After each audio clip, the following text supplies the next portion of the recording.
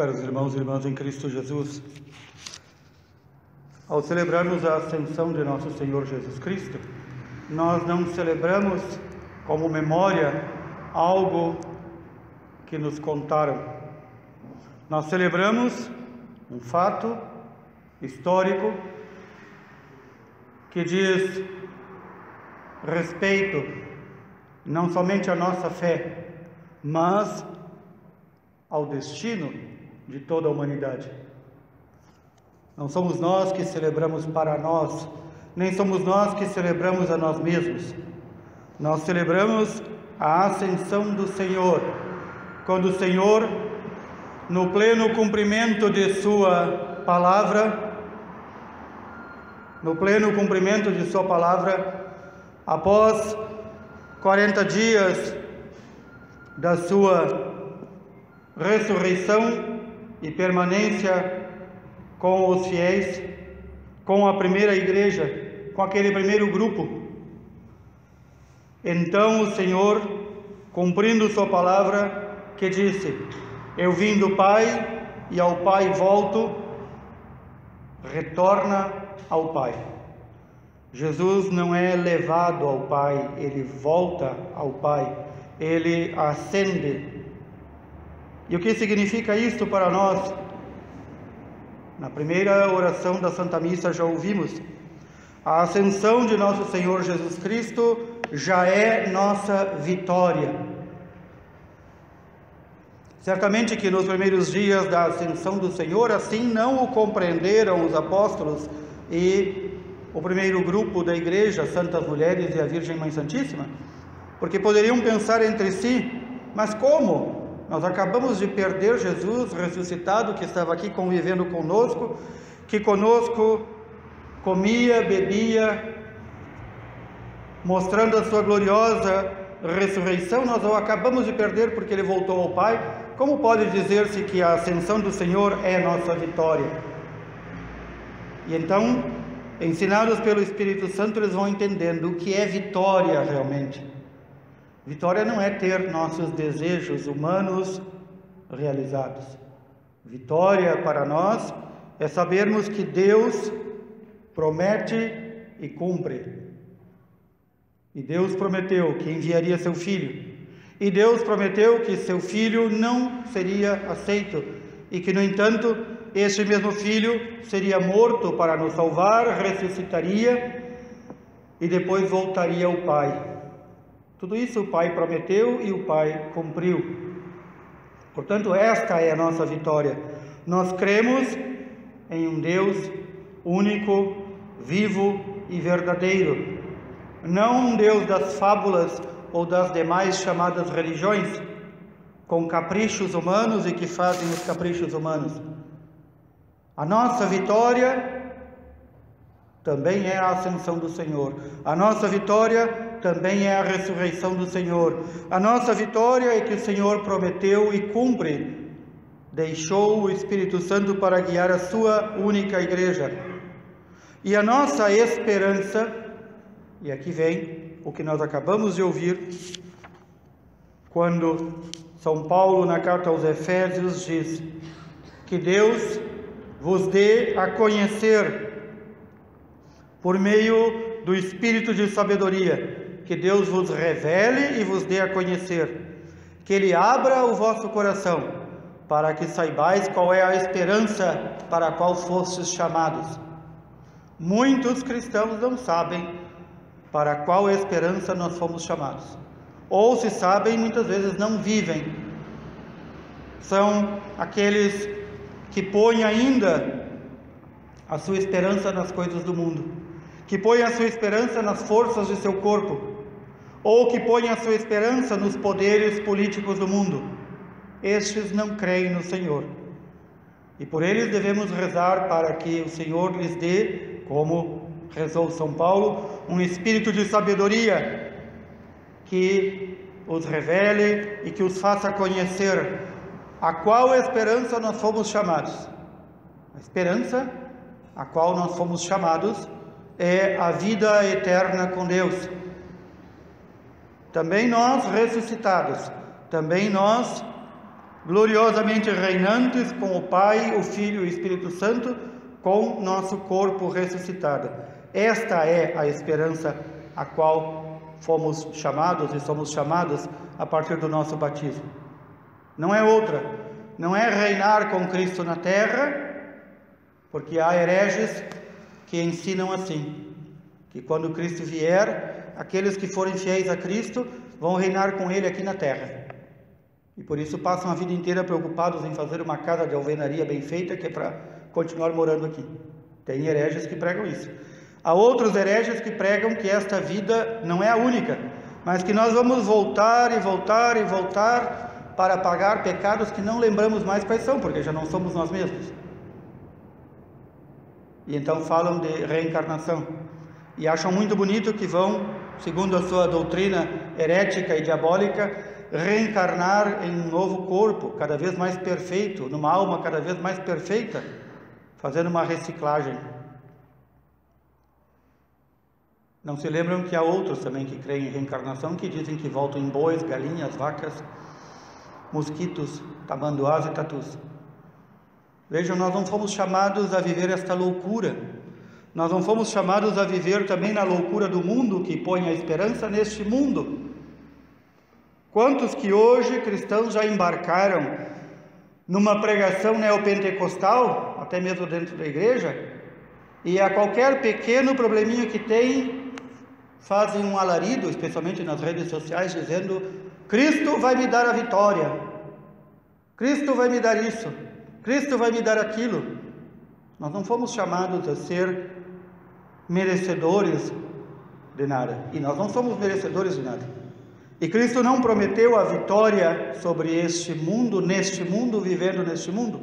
Prometeu a vitória e nos chamou para a firme esperança de que nós haveremos de, com Ele, com o Pai e o Espírito Santo, reinar na vida futura. A vida futura é uma única no céu. Portanto, que o Senhor também nos abra o entendimento e nos abra o coração e nos dê o seu espírito de sabedoria para compreendermos isto. Porque se alguém ainda tem esperanças neste mundo, vai morrer enganado, a não ser que seja tão tapado que não perceba, que tenha o coração tão duro que não perceba. Nós não fomos chamados pelo batismo para vencer aqui neste mundo. Riqueza material não é sinal, e nunca foi, de bênção de Deus. Não ter problemas e não ter dificuldades não é sinal de predileção de Deus. Podemos olhar a vida de todos os grandes santos e santas, passaram um verdadeiro martírio, ou na linguagem popular, passaram um verdadeiro diabo nesta vida. Sofreram a não mais poder, e então estão agora gloriosamente reinantes com o Pai, o Filho e o Espírito Santo. Mais ainda, São Paulo nos diz: este Deus que manifestou a sua força em Cristo, que o ressuscitou dos mortos, que o fez assentar-se à sua direita, esse mesmo Deus enviará novamente seu Filho para julgar este mundo mau e perverso, este mundo no qual aquelas que deveriam ser mães e que receberam o dom da maternidade matam seus filhos, para continuar com cargos, com amantes, com heranças. Este mundo mau no qual aqueles que geraram um filho abandonam o filho e ainda carregam, apesar disso, o nome de pai. Este mundo mau em que a corrupção não é algo, especialmente no nosso país, restrito aos poderosos, desde o pequeno que rouba sem necessidade. Ali já há a corrupção. Ali já há o famoso jeitinho brasileiro, que nada mais é um jeitinho ensinado pelo diabo. Ali, nesses pequenos deslizes, que nós dizemos pequenos, e que haveremos de pagar por eles, é que Deus demonstra como é este mundo. Um mundo que nos ensina a trapacear. Um mundo que ensina que o trabalho não é importante. O importante é ter posição social ou aparecer. Um mundo que nos ensina que qualquer um, que com qualquer vida que tiver levado, é digno até de uma missa. Este é o mundo em que vivemos. Quem quer reinar neste mundo? Quem quer vencer neste mundo? Só alguém que ainda não acordou. Nós fomos chamados para algo muito maior. Muito, quando eu digo aqui, faltam palavras. Nós fomos chamados para a excelência das excelências. Viver a vida eterna. Na eterna delícia de fruir do Pai, do Filho e do Espírito Santo. Nós não fomos chamados a sermos um bicharoco, uma minhoca se arrastando nessa lama deste mundo. Nós fomos chamados a coisas grandes, mas fomos chamados pelo nosso batismo, mas ao mesmo tempo fomos obrigados pelo Senhor a algo. Ouçamos, quando São Lucas nos narra nos Atos dos Apóstolos a ascensão do Senhor, ele diz, a preocupação dos discípulos ainda era se agora que Cristo estava ressuscitado, ele ia restaurar o antigo reino de Israel. Vejam, a preocupação mundana, política e social. E até já antes da morte e ressurreição do Senhor, a mãe de alguns deles foi pedir a Jesus uma posição, um carguinho ao lado de Jesus quando ele instaurasse o reino. Há muitos assim, que querem carguinhos ao redor de Cristo, que querem também vencer neste mundo. Nós somos chamados a vencer este mundo, não vencer neste mundo. Estes são como aquela mãe, que foi pedir cargos especiais para os filhos, na hipótese que Cristo ia restaurar um reino terrestre. E então esses discípulos, esses apóstolos ainda estão preocupados com as coisas mundanas. Senhor, é agora que tu vai restaurar o reino? É agora que nós vamos dar uma camaçada de pau nos romanos e tirar da nossa terra? É agora que tu vais colocar ordem na nossa terra santa? É isso que eles perguntam a Cristo. E o Senhor diz, não vos compete saber quando o Pai determinou que eu restaure o reino. E então o Senhor, após lhes chamar a atenção para esse fato grave, diz, vocês receberão algo muito maior que o reino aqui na terra. Vocês receberão o Espírito Santo que descerá sobre vós. Não para si mesmos. Atenção, ninguém recebe o Espírito Santo para si mesmo. Nós não recebemos o Espírito Santo para ficar como os pentecostais, levantando os bracinhos para cima, girando os olhinhos, caindo no chão, revirando, fazendo um teatro. Nós não recebemos o Espírito Santo para isso. O Espírito Santo vem sobre nós com seus dons para que nós sirvamos aos demais. Todo dom que vem do Espírito Santo é para o serviço, não é para si mesmo, não é para se engrandecer. E portanto o Senhor diz, recebereis o poder do Espírito Santo para serdes minhas testemunhas. Bem claro. Para que testemunheis e que ensineis a todos aquilo que eu vos mandei ensinar. Primeiro em Jerusalém, depois em toda a Judeia, depois na Samaria, por último, em todo o confim da terra. Em todo o confim da terra. É claro que muitos de nós não temos nem disposição física, nem saúde, para sair perambulando e pregando sobre o Senhor Jesus por todos os confins da terra. Ok, talvez não tenhamos, nem eu mesmo tenho. Mas nós haveremos de pagar caro ao Senhor pelo Espírito Santo que recebemos e nem na nossa família evangelizamos. Nem na nossa casa, nem na nossa rua, nem no nosso bairro. E nos fechamos e matamos o Espírito Santo em nós. Parece que nós já estamos falando do Espírito Santo, próxima festa do próximo domingo. Mas está intimamente ligado à ascensão do Senhor com a vinda do Espírito Santo. Por isso que ele disse, permaneçam aqui porque eu vou enviar o Espírito Santo para serdes minhas testemunhas. Nós também ouvimos, ao final deste relato dos Atos dos Apóstolos, São Lucas narra muito bem, estes apóstolos elevaram os olhos para o céu e começaram a ver o Senhor subindo ao céu. O Senhor não foi levado por anjos, não foi levado por helicóptero, nem por avião. O Senhor subiu ao céu e prometeu que assim como subiu, assim voltará, em corpo, sangue, alma, divindade, pessoa, para nos julgar. E então, os apóstolos ficam ali embasbacados, apatetados, olhando para o céu e não saem dali. E então recebem, depois de receberem durante 3 anos tantos puxões de orelha de Nosso Senhor, agora recebem dos anjos. Porque ficaram ali, patetas, apatetados, os legítimos mocorongos olhando para cima. E então recebem um grande puxão de orelha dos anjos. Eles dizem: homens da Galileia, o que fazem aqui parados? Vão e cumpram o que o Senhor mandou. Não fiquem aí parados. Festa da Ascensão do Senhor também é para nos lembrar disso. O batismo que nós recebemos, o Espírito Santo que nós recebemos, não é para ficar parados. Não é para ficar como patetas mocorongos olhando para o céu, ou com as mãozinhas postas sobre o peito, numa espiritualidade vazia e inútil, que não gera frutos, nem ao mundo, nem à igreja. Não é. Nós recebemos o poder de Deus para pregar sobre o Senhor, para realizar diante do mundo incrédulo, ateu, mau, tudo aquilo que o Senhor disse que seus filhos e seus seguidores, seus discípulos fariam. O Senhor dá alguns sinais. Esses sinais não são todos, são alguns sinais daqueles apóstolos que receberam o Espírito Santo.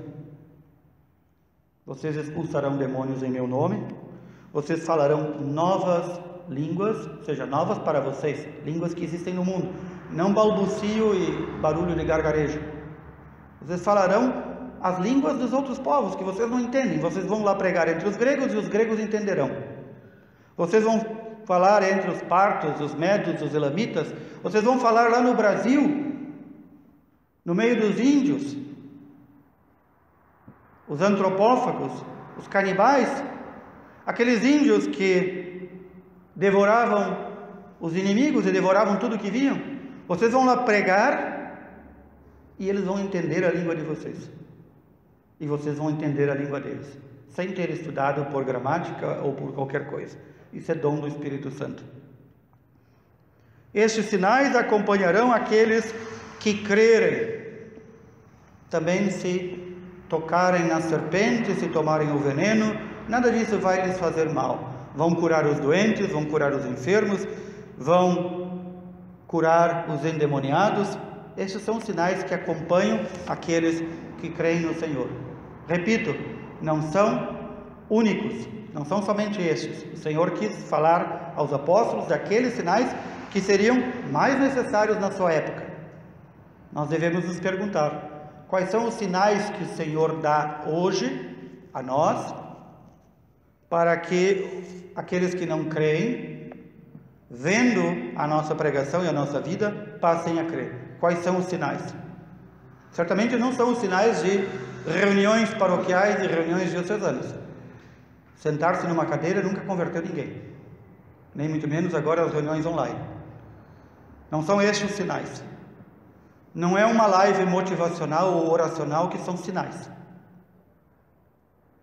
Quais são os sinais que o Senhor dá hoje à sua igreja mediante aqueles que creem? Devemos nos perguntar isso diariamente.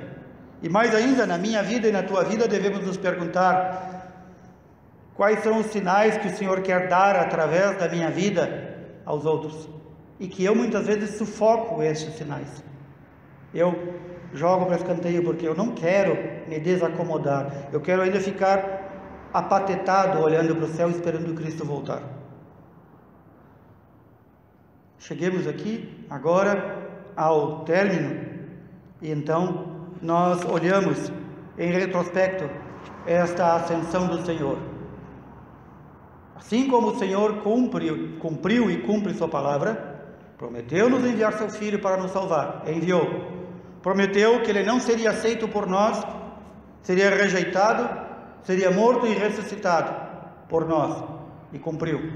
Prometeu enviar o Espírito Santo sobre sua única igreja, e cumpre. que mais o Senhor necessita cumprir para que nós creiamos? Certamente que muitos não crentes, e o que é pior, crentes, aqueles que creem, só vão acreditar no Senhor quando virem Ele descer dos céus para nos julgar. Aí não haverá mais tempo. Aí não haverá mais tempo de lamúria, de choro, de dizer: pois é, eu ouvi tantas vezes a pregação sobre a vossa vinda, Senhor, mas eu fiquei meio assim, né? A gente só crê vendo. Tem muito que vai tentar dizer isso. Muito. Quando nós vemos aí nossas comunidades, e nossos bairros, e nossas vilas, pertencentes à nossa imensa paróquia, pessoas que moram à frente, ao lado, em cima, embaixo, e não participam da comunidade, e não querem nada com nada, e vivem uma igreja e um Cristo feito à sua imagem e à sua semelhança. Esses não estão sufocando o Espírito Santo? Estão. Esses não estão negando o Senhor? Estão. Será que não se percebem? Se não se percebem, se tem o coração fechado, rezemos como São Paulo, que o Senhor lhes abra o coração, o entendimento e lhes dê o espírito de sabedoria, porque depois será tarde. Que lhes dê agora o espírito de sabedoria. E a nós que aqui estamos, e a nós que procuramos ser fiéis ao Senhor, e a nós que a cada domingo, dia do Senhor, nos reunimos para ouvir a sua palavra e louvá-lo, que o Senhor também abra o nosso entendimento, abra o nosso coração, nos dê este espírito de sabedoria, para não vivermos na igreja como se fôssemos espectadores. Se fala tanto nos dias de hoje de protagonismo dos leigos. Os leigos são vós. O único não leigo aqui sou eu, o sacerdote. Onde está o protagonismo dos leigos? Não precisamos falar em protagonismo de leigos, tantas vezes até se fala nas pastorais sociais em coisas como, com a linguagem mundana, de pessoas voluntárias. Na igreja não há lugar para voluntários, na igreja não há lugar para protagonismo, na igreja há lugar para serviço, e serviço não falta. Que o Espírito Santo, o dom de sabedoria de Deus, nos seja dado para nos coçarmos, para nós sairmos dessa letargia em que vivemos, numa fé morta, uma fé sem obras. Que o Senhor, pela sua morte e ressurreição, pela sua ascensão, derrame sobre todos nós o Espírito Santo, dom de Deus, com o dom da verdadeira sabedoria. Que assim o Senhor nos mantenha. Louvado seja nosso Senhor Jesus Cristo. Para sempre seja louvado.